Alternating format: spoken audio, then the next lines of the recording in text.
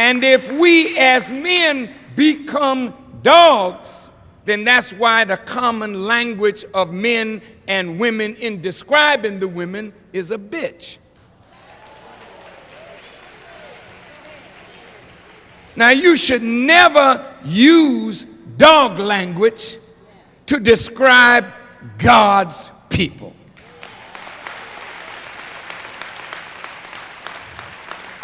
The man is not by nature a dog, and you certainly are not by nature a female dog. So that language must be cut out of our vocabulary.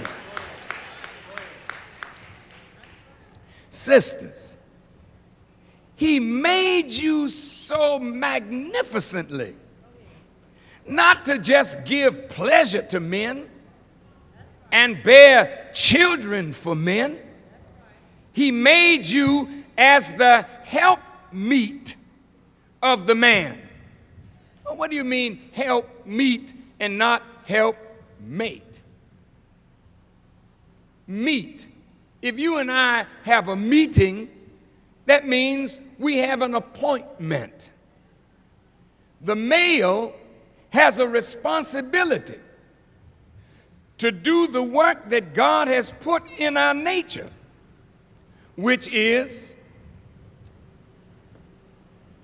to rule over the fowl of the air, the fish of the sea, every creeping thing that crawls upon the earth. We are to subdue the earth and bring the earth under the control of our wisdom. The woman has the capabilities of helping a man accomplish this task.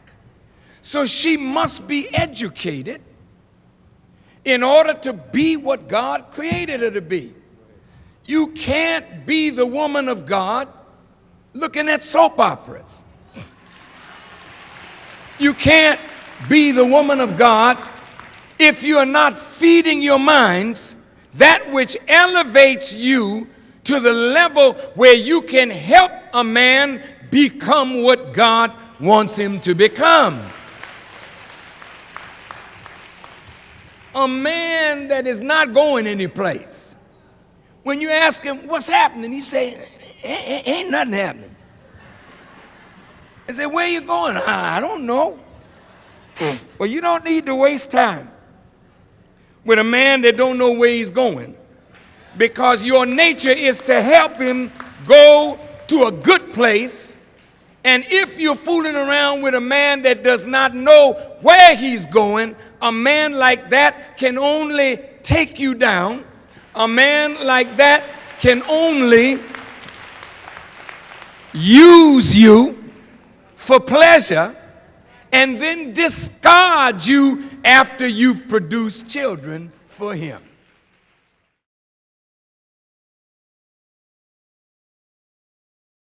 See, sex is a creation of God, but it's used now to make mischief in your house. It's used now to bring us to a diseased state. Come on now. Imagine a man so depraved because he's deprived of natural pleasure that he will look at a 3-year-old and molest a child, male or female. That's how sick this thing has become, that no young girl is safe almost completely around her father, her uncle, her grandfather, her nephew, and the friends of her mother and father that come to the house. But when the mother's not looking, come on now.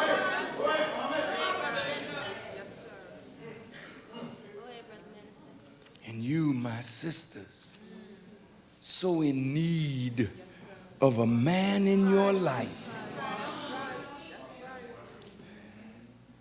The father of your children has abandoned you.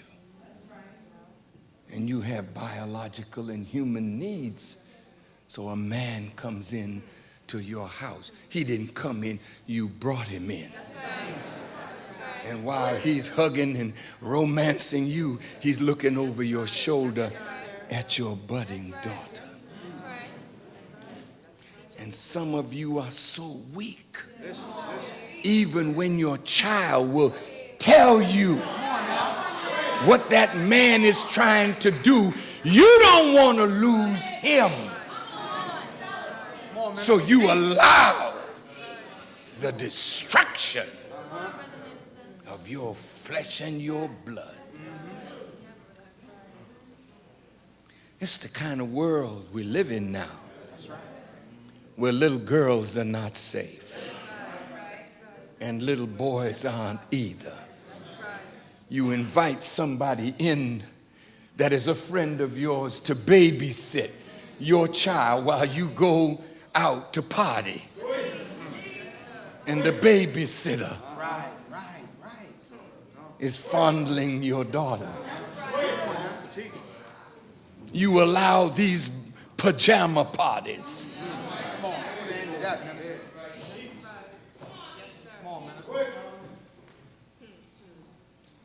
We live in an oversexed world.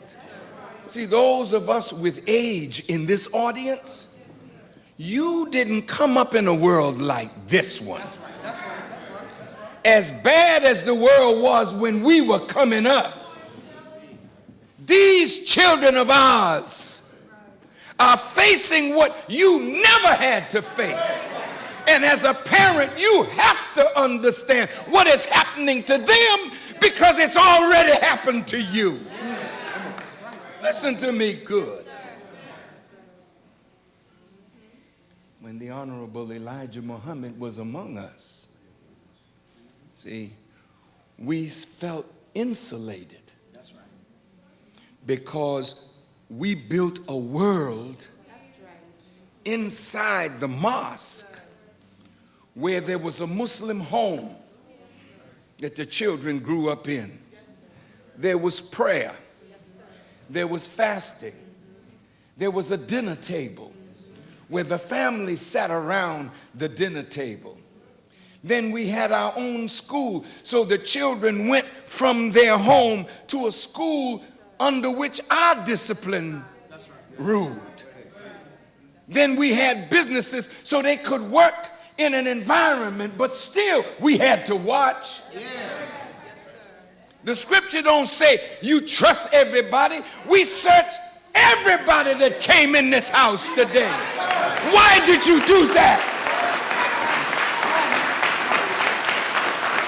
Because you take people for granted. Every day you got to turn over your friends.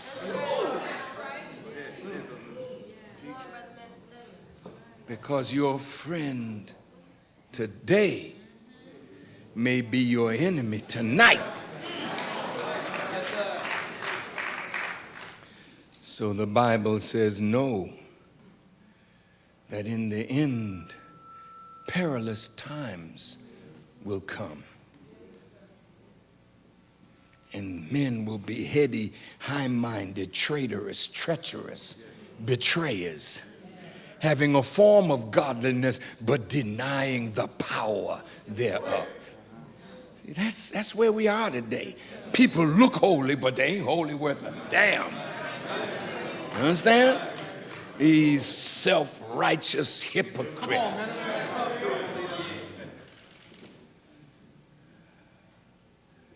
That's the kind of world we live in. Pleasure has become the means by which the enemy creates mischief with a natural thing that God created to give life to a marriage. The joy of each other's company in a warm embrace gives life to the marriage.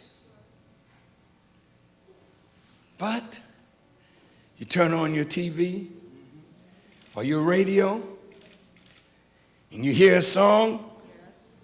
If you ain't with the one you love, then love the one you're with.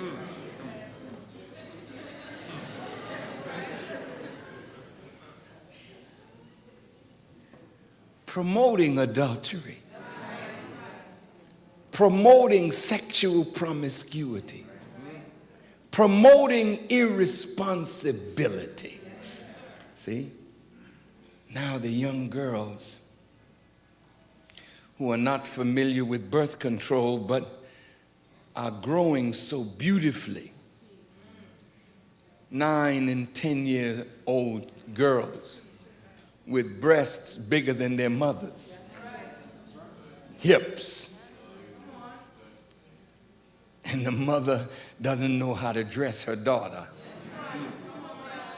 So you go downtown to shop and she has these things across her hip, but her belly is out, her backside showing, her beautiful bust is out now for older men and young men too, but the old men worse.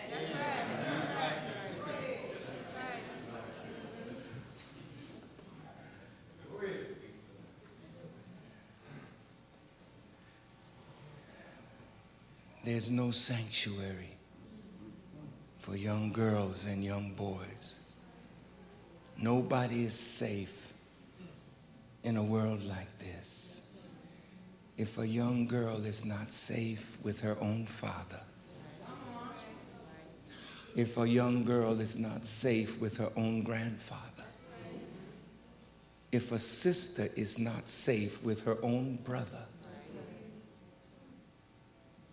then the enemy has truly done his job and has made us now enemies of each other. So I said that in the 60s it was clear to us who the enemy is. Yes, sir. Yes, sir. Yes, sir. We all knew it was the establishment. We knew it was the Caucasian who was racist and depriving us of freedom, justice, and equality. But who is the enemy now? He remains that, but he's unseen. But you are well seen. And you now are the perpetrator of the destruction of your house, the destruction of your family, the destruction of your community, where the elderly cannot come out of their homes and walk the streets and shop and feel safe.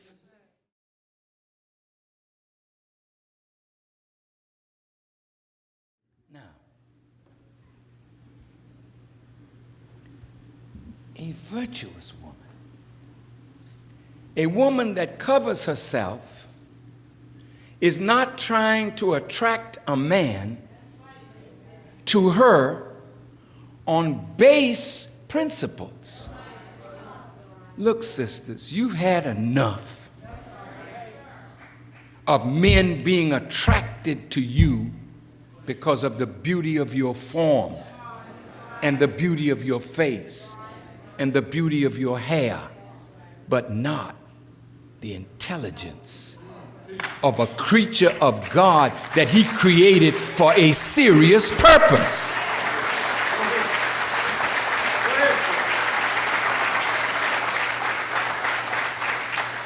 This is a very vulgar picture that I'm going to paint. Do you ever notice how flies are attracted to manure? That's a picture there. And the fly never stays long. It lands on the stuff.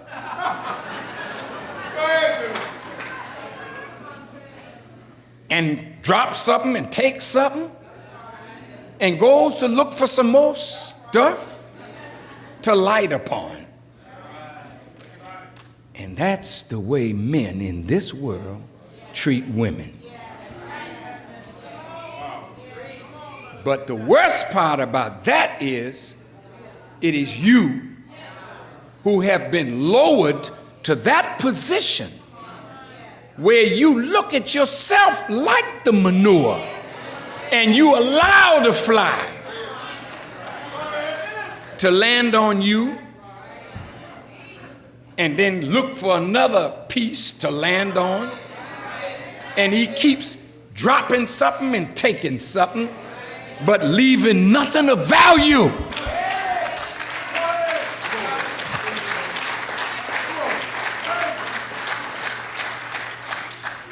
When the slave master destroyed us as a people, his aim was first and foremost, you must destroy the black male so that the white male would become the master of the black female and then take her all the way down.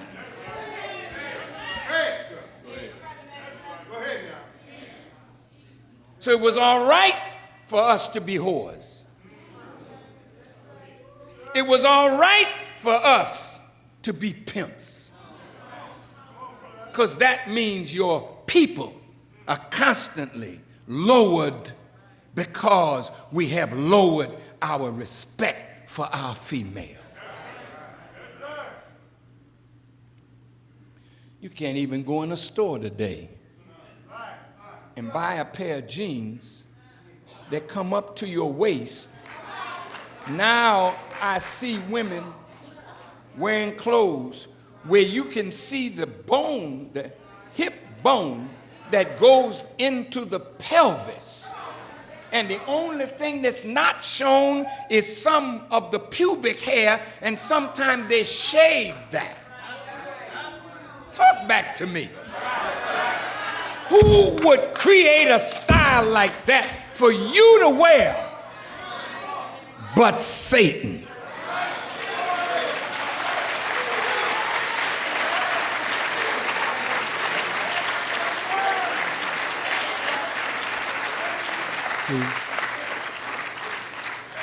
You are beautiful.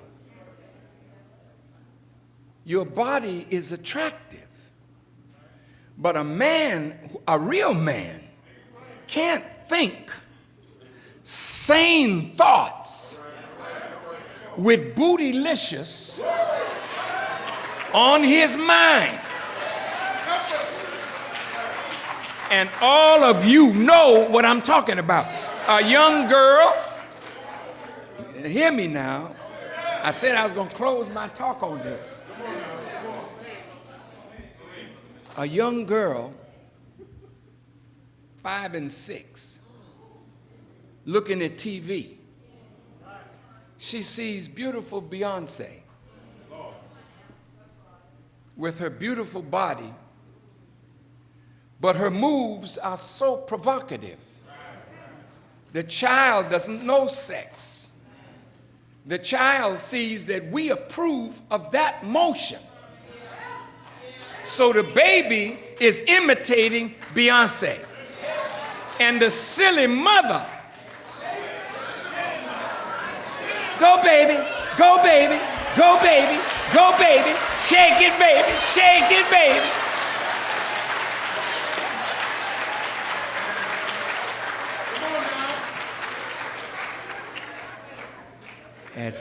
At 5 and 6 or even 4 and 3, the little girls are learning to shake. And the vulgar dances that are the style of the day are now commonplace in the home and accepted. Nobody seems to be speaking to this as the destruction of potential virtue. Now, some of these men have gotten so sick that a 2-year-old, a 3-year-old, what can you do with that? But men are trying to push themselves in a sexual way into a baby, splitting them. Fathers are taking off their daughters, uncles, brothers, cousins, aunts.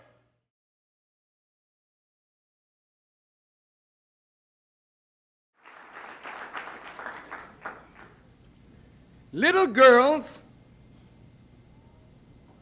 fall in love with their fathers. The little girl, if you watch her carefully, is a born consoler of the man.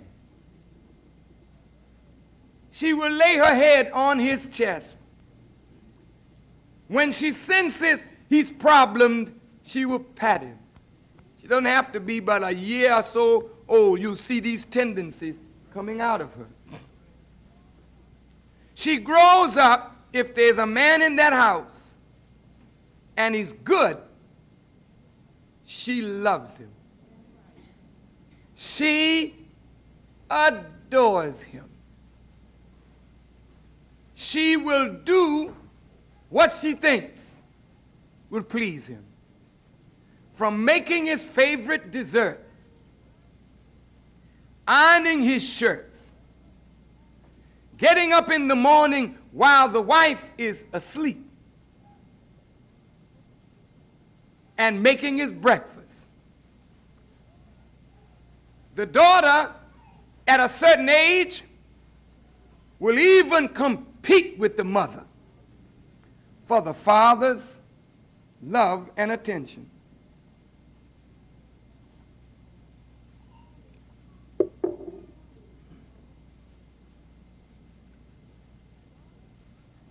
The daughter, if the father comes home late, will get up in the night to see what daddy needs. Fathers, you have to know how to handle that kind of love, admiration, adulation, which borders on worship. You have to know what your role is, and to know that through you and the love that your female children have for you, you are setting a standard by which she will measure the men that come into her life. You are not to tamper with her. You are to take that love that she has for you, feed it, nurture it, help it to grow, and then direct it outward, that she will find a man. And when she finds a man, she will look at him and say, is he like my father? I found somebody, Daddy. Who did you find, honey? Somebody that reminds me of you. Isn't that wonderful? But when a father,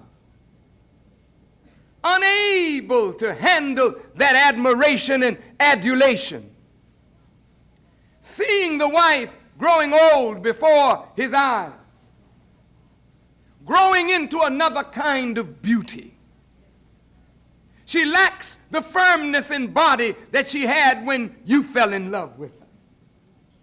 She lacks the beauty of form that she had when you fell in love with her. But Lord, she produced a daughter that looks just like her. And so sometimes a man, looking past the woman whose love has grown cold for him, who doesn't serve him in the way that she used to serve him, he looks past the wife and sees growing in his daughter the wife again. How blind can you be that you see her as your wife when she was young rather than your daughter?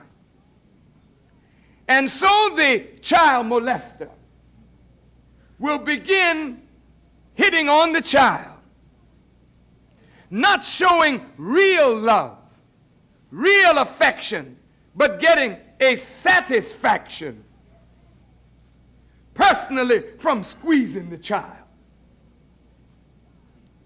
sitting the child on his lap, feeling a sensation from the child sitting in his lap. He begins to become excited and think strange thoughts. Oh, mothers, you're too careless with your children. Mothers, you are too careless with your daughters and your sons. You have your mind set on so many things in the world. You don't focus enough on your children. And some of you that have growing daughters have fallen in love with another man after the first man, the father of your daughters, has left you alone, feeling a biological and a human need. You go out and find a man that loves you, you think, and you love him, but he's looking past you to your budding daughters. You bring him into the house, a man not working. You want a man to take care of him, to spoil him, because you have a sexual need that has overridden your balance as a human being and the protector of your children.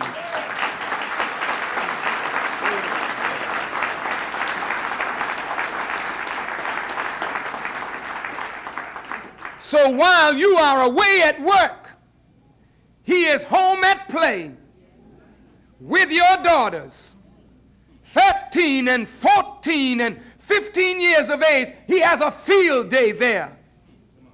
And when you come home from work, you wonder why he doesn't have a sexual appetite anymore. Because his appetite is being satisfied by your own daughters. And when you find them pregnant one day, and you ask, who is the father? She don't want to tell you that it's your own husband. But sometimes in my own history and experience, the mother already knows. But the mother is too weak and cowardly to confront that man for fear of losing what she never had at all.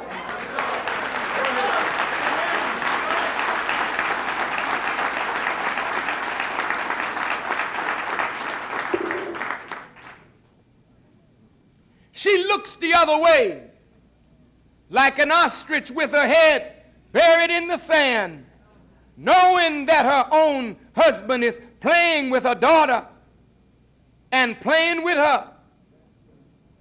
The daughter sometimes will tell the mother, and the mother will fly in a rage and attack the daughter. Cowardly woman. You don't even deserve the children that you have been blessed to have, because your child, when it cries out, the mother is supposed to listen and stand up and fight for your children.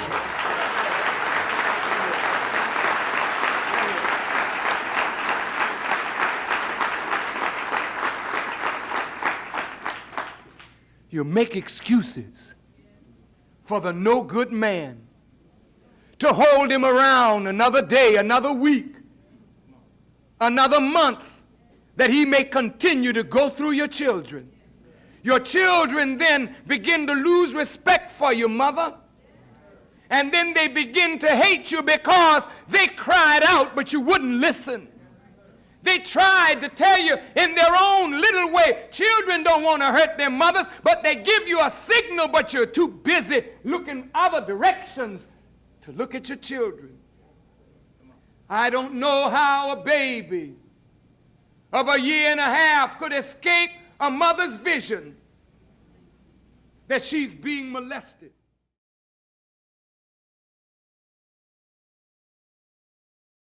I mean, if you look at the movie, it is a work that subtly is an indictment. Overtly is an indictment against the black man. And we can prove that all the way through to the end of the movie. Wasn't a black man in the movie that came off well.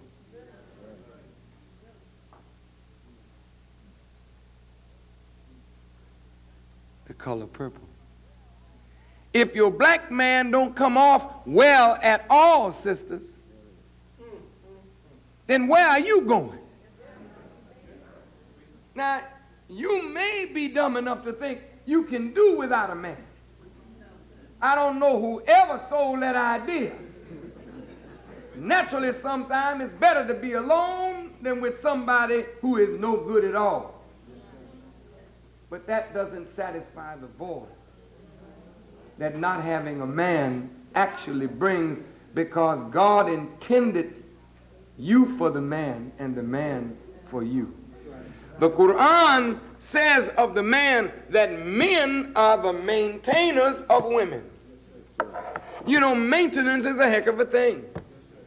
You got a building here, and it may look nice when you get it, but if you don't maintain it, it'll fall apart on you. The finest building in the world needs maintenance. If men are the maintainers of women, that doesn't just mean that you provide for them, you work hard and help them in certain ways. Men have the responsibility of upkeeping the spirit of a woman. And upkeeping the nature in which she's created. She's born of the righteous by nature, and it is your responsibility to make sure that she stays in the mold that God intended. That's your duty. But if you as a man are crushed and X'd out, who will maintain your woman? And since the nature of the Caucasian man is not to really maintain your woman, but to degrade your woman, then when the black man is destroyed, the black woman is a degraded woman, the color purple. You were a degraded woman in the movie. A degraded woman, a woman without a sense of value, of her own worth as a human being. And she meets another woman who only recognizes that she can sing and she's fine, and she gives herself away to any man that would have her.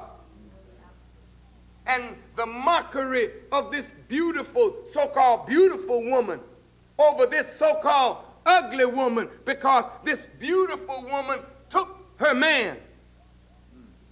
And the man was so hateful, he brought this beautiful woman right in the home of his wife and flaunted the fact that his wife was nothing to him but a useful tool. And the beautiful woman mocked the ugly woman until she found out that the ugly woman was beautiful indeed, and then they had a relationship. So the bestiality of the black man leads to homosexuality.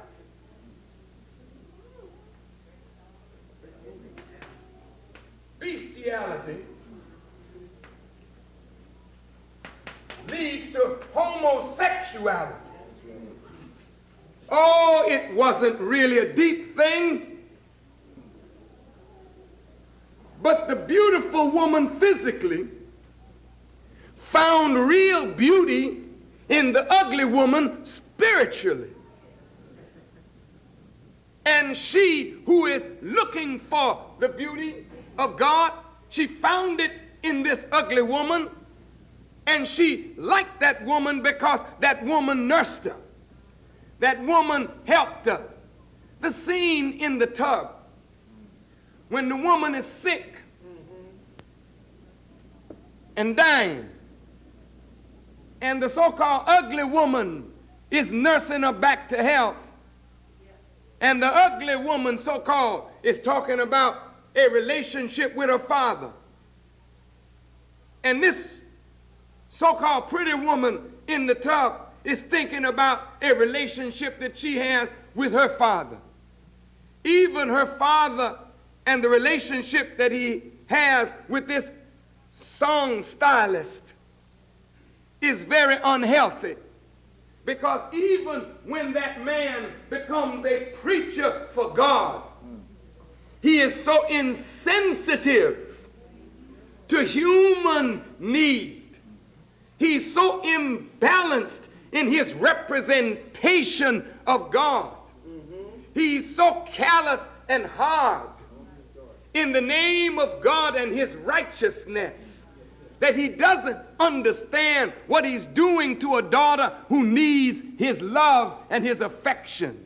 Yes, she has made mistakes. Yes, she has fallen into bed with men. But as Jesus was compassionate, his understanding of Jesus was so limited, he could not give his daughter what his daughter needed. So here again, the man was a beast, but now he's a beast with a collar on. Even God in his understanding of religion can't help him out of the condition that he's in. Even his understanding or his misunderstanding of religion does not allow him to feed the yearning in his daughter's breast for a meaningful relationship with her own father.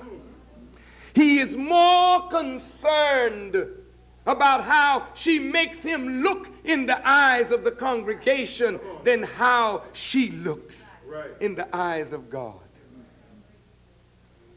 The color purple. She's crying because she wants a decent relationship with her father and she can't have it. And the other woman, Whoopi, is crying because she had an indecent relationship with her father and she couldn't care less to be near him. So the two meet. And a man that neither one of them really think too much of is using the woman of beauty and therefore misusing her, and using the woman of ugliness and therefore misusing her. So the righteous man in the church becomes a religious dog, while the playboy man, he's a manifest dog.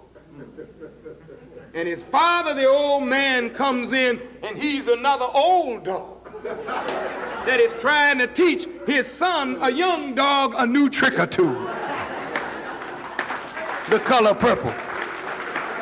The color purple. But meanwhile, a domineering father produces a son that is a wimp. Another man, now he's totally out of the box.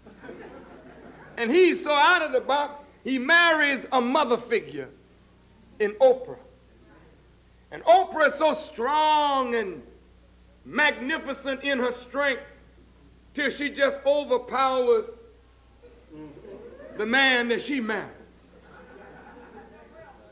So the image that we get here is the strong woman coming through all the time.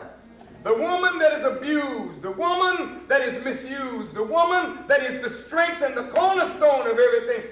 Everybody dumps on the woman, and finally we get a strong woman, and she gets a man that is so weak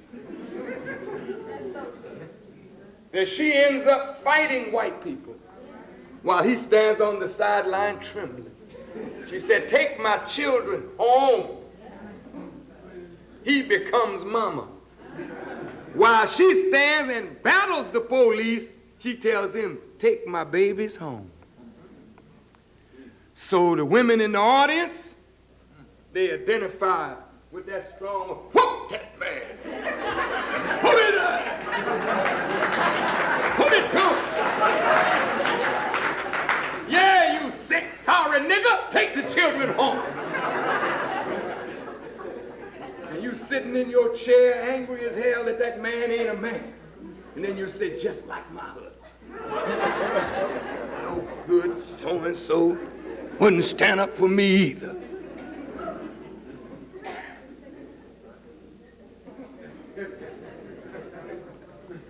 Poor black man sitting in there, he going further and further down his chair, man. Lord, when am I going to be rescued in this picture? When they finally let Oprah out of jail, she's ugly, beat up, broke. Then she end up driving for the white woman. Only time the men in the movie show any kind of spark is when the white woman get in trouble with her car. Then they all can help her. Yeah. Only time they show any manhood Yeah. is in trying to save this white woman because they don't want her to crash, because if she crashed, they will swear that the niggers killed her. They was ready for their own. The color purple. I know I'm skipping over a lot of pertinent points, but the subliminal message to the woman is, I don't care how strong you are, don't you ever think that you can rise up against the white man. Because I broke Winfrey, whatever her name was in the movie. I broke her and I'll break you too. That's the subtle message. Your man ain't nothing, he ain't gonna defend you. And if you rise up against me, I'll break you too. So if you don't rise, I won't fall. Color purple.